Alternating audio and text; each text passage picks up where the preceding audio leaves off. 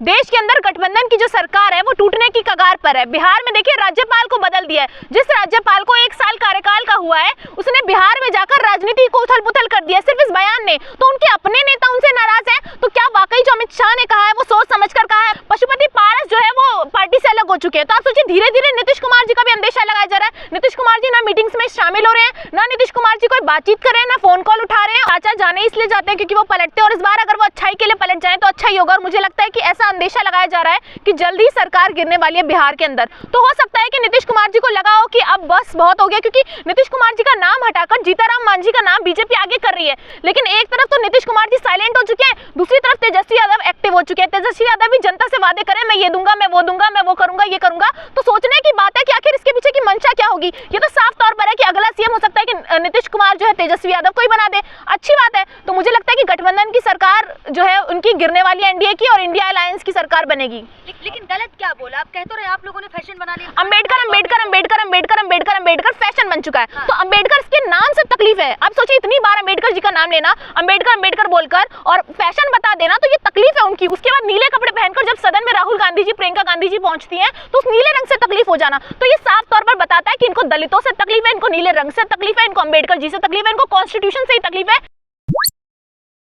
क्या लग रहा है मैम? अब देखिए अमित शाह जी ने कहीं ना कहीं बातों में साफ कर दिया, ना मैं माफी मांगूंगा ना इस्तीफा दूंगा, और सपने में भी नहीं सोच सकते कि हम भीमराव अंबेडकर जी का अपमान करें। देखिए अमित शाह जी ने कहा था अंबेडकर अंबेडकर अंबेडकर अंबेडकर अंबेडकर अंबेडकर कहते हैं ये लोग, फैशन बना लिया है। और अगर ये देवी देवताओं को पूज लेते इतना तो स्वर्ग में पहुंच जाते। उसकी वजह से क्या हो रहा है देश के अंदर गठबंधन की जो सरकार है वो टूटने की कगार पर है। बिहार में देखिए राज्यपाल को बदल दिया है। जिस राज्यपाल को 1 साल कार्यकाल का हुआ है उसने बिहार में जाकर राजनीति को उथल पुथल कर दिया सिर्फ इस बयान ने। तो उनके अपने नेता उनसे नाराज हैं। तो क्या वाकई जो अमित शाह ने कहा है वो सोच समझ कर कहा है? अमित शाह ने जो कहा है वो उनकी मंशा थी, क्योंकि उनके अपने पार्टी के नेता उनके खिलाफ बगावत करने उतर चुके हैं। पशुपति पारस जो है वो पार्टी से अलग हो चुके हैं। तो आप सोचिए धीरे धीरे नीतीश कुमार जी का भी अंदेशा लगाया जा रहा है। नीतीश कुमार जी ना मीटिंग्स में शामिल हो रहे हैं, ना नीतीश कुमार जी कोई बातचीत कर रहे हैं, ना फोन कॉल उठा रहे हैं। और उन्होंने खासकर इस वक्त जब इतना बड़ा अपमान बाबा साहब भीमराव अंबेडकर का अमित शाह जी कर चुके हैं, वहीं दूसरी तरफ अंबेडकर जी की मूर्ति के आगे हाथ जोड़ते हुए नीतीश कुमार जी नजर आ रहे हैं। तो क्या समझे? अपने सोशल मीडिया से वो वीडियो फोटो ट्वीट कर सकते हैं लेकिन वो फोन नहीं उठा सकते।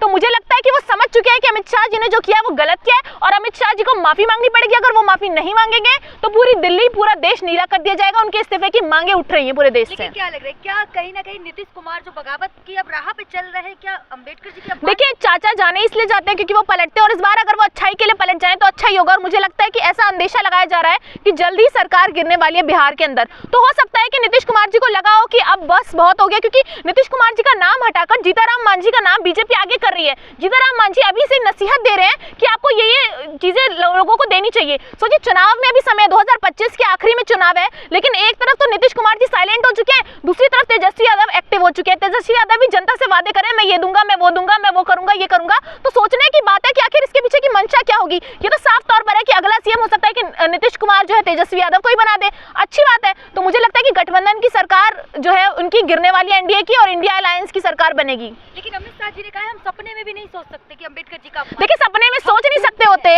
तो मोतीलाल नेहरू मार्ग पे एनडीए की मीटिंग नहीं चल रही होती। एनडीए की मीटिंग चल रही है, सारे देश से लोगों को बुलाया, आइए उस चाय पर चर्चा कीजिए जो नरेंद्र मोदी बेचा करते थे। चाय बिस्किट टॉफी जो खाना है खाइए और आराम से चर्चा कर जाइए, क्योंकि जो भी अमित शाह ने बयान दिया उन्हें पता है कि ये गलत है। लेकिन ये ऐसे लोग हैं जो झुकेंगे नहीं, तो इनको झुकाना देश की जनता अच्छे से जानती है, विपक्ष अच्छे से जानता है। मुझे लगता है कि मोतीलाल नेहरू में जो मार्ग में जो मीटिंग चल रही है उस मीटिंग में ये जानने की कोशिश करें कि क्या वाकई अमित शाह ने गलत बोला है। अगर बोला है तो ये कल माफी भी मांग लेंगे। ये वो लोग हैं जो अपने लोगों के कहने पर कुछ भी कर सकते हैं, लेकिन अगर जनता कुछ कहेगी, बाबा साहब भीमराव अंबेडकर का अपमान होगा, दलितों के विरोध में जो है ये लोग हमेशा बयान देते हुए नजर आए। तो मुझे ये लगता है कि जो मीटिंग हो रही है उसके बाद हो सकता है कि अमित शाह जी माफी मांग ले। लेकिन सवाल तो ये भी ना कि गलत क्या कहा अमित शाह ने? भगवान का नाम लेंगे तो 7 जन्मों तक बिल्कुल स्वर्ग जाएंगे। अमित शाह जी नर्क में रह रहे हैं, वो भारत को नर्क बता रहे हैं क्या? अमित शाह जी नर्क में रह रहे हैं। तो मुझे समझ नहीं आता कि अमित शाह जी कैसे कह सकते हैं कि स्वर्ग में जाएंगे। और अमित शाह जी कौन होते हैं डिसाइड करने वाले कि इंसान स्वर्ग में जाएगा कि नर्क में जाएगा? मतलब जो अंबेडकर जी को मानते हैं वो स्वर्ग में नहीं जाते, जो देवी देवताओं को मानते हैं वही स्वर्ग में जाते हैं, ये कहना चाहते हैं। क्या बस एक पुस्तक तो लिखी है। वो पुस्तक, जिस पुस्तक की वजह से आज ये होम मिनिस्टर के पद पर बैठे हैं, जिस पुस्तक की वजह से आज कॉन्स्टिट्यूशन की वजह से देश चल रहा है, जिस कॉन्स्टिट्यूशन को सराखों पर लगाकर लोग घूमते हैं, जिस कॉन्स्टिट्यूशन की किताब को नेता विपक्ष लेकर अपने हाथ में चलता है,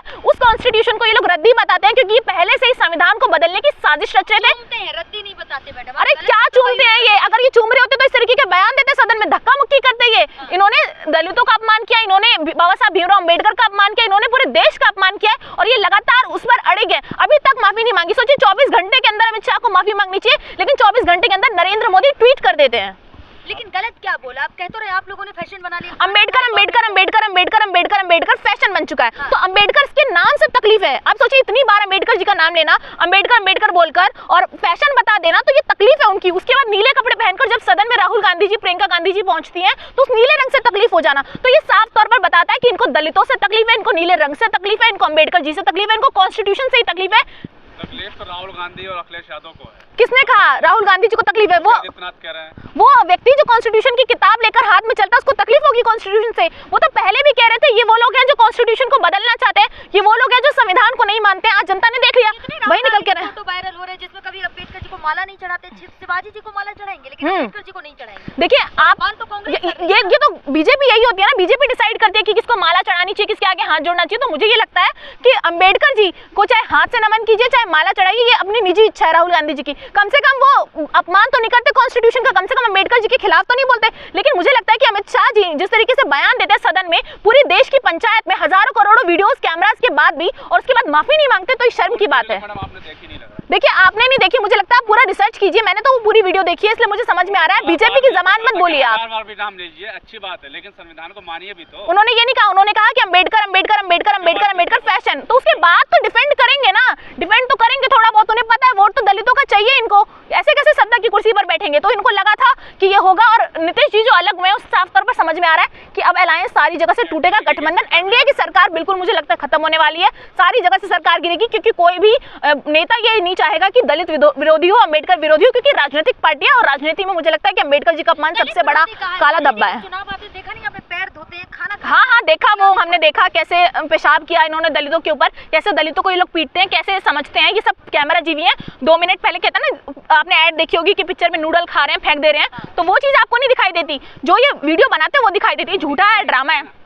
अरे मोदी जी क्या करते हैं? मोदी जी तो ब्रांड मॉडल हैं, उनसे तो ब्रांड की ऐड करवाइए आप, जाके मैगी की ऐड कराइए, कपड़ों की ऐड कराइए, अलग अलग ब्रांड्स के चश्मों की ऐड कराइए। लेकिन मोदी जी से आप ये मत पूछिए कि बृजभूषण शरण सिंह के साथ क्या करना है, ये मत पूछिए कि उसके साथ प्रज्वल रवन्ना के साथ क्या करना है। तो नरेंद्र मोदी सिर्फ बयान देंगे अपने लोगों को डिफेंड करने के लिए। किसका नाम नहीं ले सकते? कौन नाम नहीं ले सकता? अमित शाह जी नाम ले सकते हैं, लेकिन उसे फैशन कैसे बता सकते हैं? फैशन कैसे बता सकते हैं अम्बेडकर जी के नाम को? ये सवाल है ना, आप फैशन कैसे बोल सकते हैं? उनको तकलीफ है कि बार बार अम्बेडकर जी का नाम लेंगे। 2024 के चुनावों में इस कॉन्स्टिट्यूशन की किताब की वजह से फर्क पड़ गया था, इसलिए ये चाहते हैं कि ये मुद्दा खत्म हो जाए, इसलिए ये लोग एक बड़ी साजिश रच रहे हैं। नेहरू जी ने क्या अपमान किया था? चुनाव नहीं लड़ सकता कोई, ये कॉन्स्टिट्यूशन ही तो है, ये अम्बेडकर जी का कॉन्स्टिट्यूशन कहता है जब आप विपक्ष में खड़े हो तो पूरी जान लगाइए और जीतिए। तो इसमें नेहरू जी ने क्या अपमान किया? चुनाव ही तो लड़े थे, और चुनाव लड़ना कोई गलत बात तो है नहीं। कह तो रहे आप शुरू से ही, तो कांग्रेस शुरू से ही अपमान करती है। अगर कांग्रेस शुरू से अपमान करती तो नरेंद्र मोदी के आने तक कॉन्स्टिट्यूशन खत्म हो गया होता। वो कांग्रेस पार्टी थी जिन्होंने कॉन्स्टिट्यूशन को, जिन्होंने संविधान को बरकरार रखा, बाबा साहब भीमराव अम्बेडकर का सम्मान रखा, इसलिए आज भीमराव अम्बेडकर को इतने सम्मान तरीके से देखा जाता है। आज उस अपमान पर जो बीजेपी ने किया, उसकी वजह से पूरे देश में जो है चारों तरफ उथल पुथल है, पूरा सिस्टम खराब हो चुका है, पूरी राजनीतिक पार्टियां गिरने की कगार पर है। कितने भी प्रोटेस्ट कर ले, चाहे कुछ भी कर ले, फर्क तो नहीं दिख रहा ना। देखिए प्रोटेस्ट तो करा है, और दिल्ली भी नीली करी गई और देश भी नीला करा गया है, लेकिन समय का इंतजार है। अगर अमित शाह जी चंद दिनों के अंदर माफी नहीं मांगते, फिर आप देखिएगा कि क्या होगा देश के अंदर। सोचिए एक होम मिनिस्टर की वजह से देश में इस तरीके के हालात हो गए हैं, लेकिन वो होम मिनिस्टर ना इस्तीफा देता है और ना ही बयान देता है इस पर, वो अपने आप को डिफेंड भी नहीं करता। हो गई अमित शाह जी पे आज। देखिए अमित शाह जी के खिलाफ जो कंप्लेंट दर्ज की है वो तो करनी ही थी, लेकिन मुझे लगता है कि पुलिस इनकी सिस्टम इनका, लेकिन उसकी वजह से मुझे नहीं लगता कि कोई कार्रवाई होगी, क्योंकि पुलिस इनकी, सिस्टम इनका, सरकार इनकी, सब ये मैनेज कर लेंगे। जब एक प्रोटेस्ट भी क्यों करना जब आपको पता है? प्रोटेस्ट क्यों नहीं करेंगे? हमारा संवैधानिक अधिकार है, यही अधिकार तो बाबा साहब भीमराव अम्बेडकर ने दिया है कि अगर गलत के खिलाफ आपको प्रोटेस्ट करना पड़े, गलत के खिलाफ आपको सड़कों पर आना पड़े, तो आप आइए, प्रोटेस्ट कीजिए। हम अपने अधिकार के लिए लड़ते रहेंगे, चाहे बेशक तानाशाह कुर्सी पर बैठा। हमें उम्मीद है कि इसी कॉन्स्टिट्यूशन से हम नरेंद्र मोदी और अमित शाह को सत्ता की कुर्सी से भगाएंगे, इसी कॉन्स्टिट्यूशन से इस्तीफा देना पड़ेगा इनको। जय भीम बोलने से क्या होता है? जय भीम बोलने से वो होता है कि जिसकी जिसमें आस्था वो वही बोलेगा। अगर किसी को अम्बेडकर जी को ईश्वर की तरह मानना है, जय भीम बोलना है, तो इसमें कोई दो राय नहीं है, इसमें कोई बुराई नहीं है। भगवान नहीं है। हो सकता है कि दलितों के भगवान है, दलित उन्हें भगवान की तरह पूछते हैं, तो मुझे लगता है कि अगर वो पूछते हैं तो इसमें कोई बुराई नहीं है। हम देवी देवताओं को पूछते हैं और अगर वो कहें कि हम आपके देवी देवताओं को नहीं मानते, तो हमें हमारे देवी देवताओं को कोई माने ना माने से कोई फर्क नहीं पड़ता। ठीक वैसे अगर उनके अम्बेडकर जी को अमित शाह कुछ माने ना माने से कोई फर्क नहीं पड़ता, तो अम्बेडकर जी तो वही रहेंगे, देवी देवता भी वही रहेंगे। तो मुझे लगता है कि दलितों के विरोध में इन्होंने इस तरीके के बयान दिए, क्योंकि ये जानते हैं कि इन्हें ब्राह्मणों का वोट चाहिए, कैसे दलितों को नीचा दिखाया जाए, कैसे मुसलमानों के खिलाफ बोला जाए, ये इनकी राजनीति है। अमित शाह जी अगर माफी मांग लेंगे, माफी मांगे, माफ कर देंगे? बिल्कुल माफी तो उनको मांगनी पड़ेगी, माफी के लायक वैसे तो वो है नहीं, लेकिन ये देश, इस देश का दिल इतना बड़ा है कि उनको माफ कर दिया जाएगा, लेकिन उन्हें माफी मांगनी पड़ेगी। अगर वो माफी नहीं मांगेगी तो उन्हें इस्तीफा देना ही पड़ेगा।